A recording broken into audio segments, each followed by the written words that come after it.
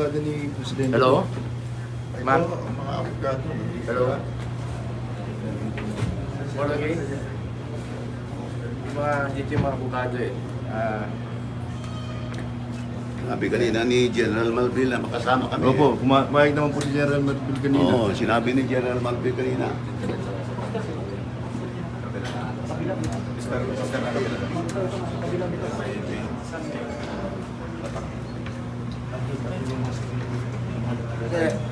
Hindi pwede pumasok. Nandito po kami ngayon, mga abogado ni dating Pangulong Duterte at dito rin po yung doktor niya. Alam po, hindi kami pinadaan. May instruction po si Ruth, no? Hindi kami papasukin. Constitutional right po yan, yung medical. Nandito yung mga doktor. Doc Agnes? Alden. Ito yung mga doktor nila. Schedule for procedure po si former President Duterte. Kaya lang, ayaw kami pumasukin dito yung abogado.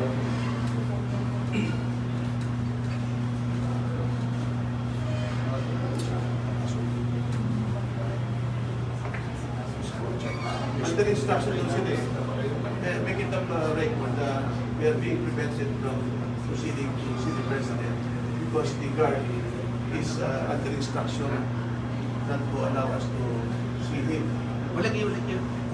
I know. You're working with her. Kanina, sabi ni General Malville, pwede ko samahan eh. Sinabi ni General Malville sa akin, sasamahan ko siya eh. Dito sa Coster. Bakit nag-iba? Ano? Bawal po, ma'am? Bawal kayo? Ano po na ilak lang po yung pinto. Yun lang po yung tinanggap ng instruction. You are under instruction to prevent anybody from seeing Ang the instruction President. lang, no po. Ang instruction po sa amin ay to secure the door. Close lang po, sir. I-close lang po. Kahit ano po mangyari, i-close lang po. Mas ka ng mga abogado, abogado mismo yun. Hindi ko na po dadagdagan sa Tapos mga doktor. Sino ang nagbigay sa inyo ng instruction? Yung mga... Ha? Who is that particular person who gave you instruction? Yung authority. Ha? Authority. Sinong authority? Mga security officer din po na sir. Yung above din po sa sumusunod po.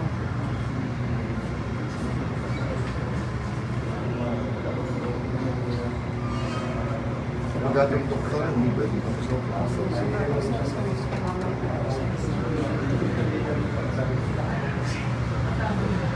Ibang klase ng review natin, hindi na ito demokrasya. The basic constitutional right of a person is being deprived, being denied.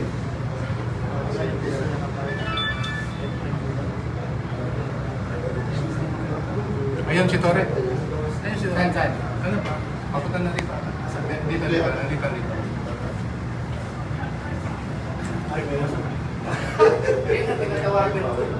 Meron kami agreement eh.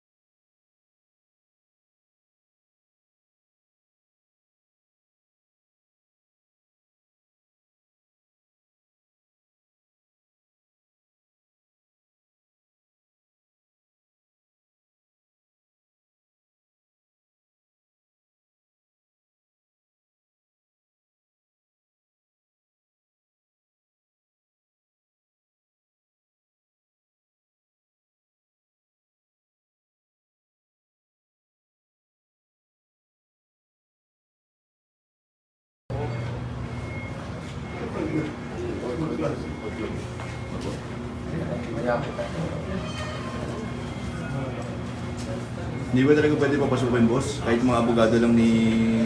Doktor. Ni doktor? Abogado, doktor. Kahit yun lang, boss. Ayaw daw, doktor. Constitutional right yan ng bawat Pilipino.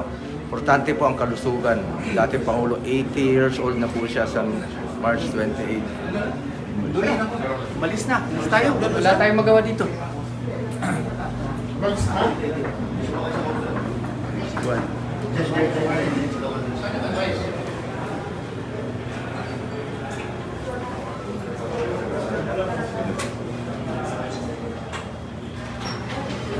Makalis na po. Makalis na daw po.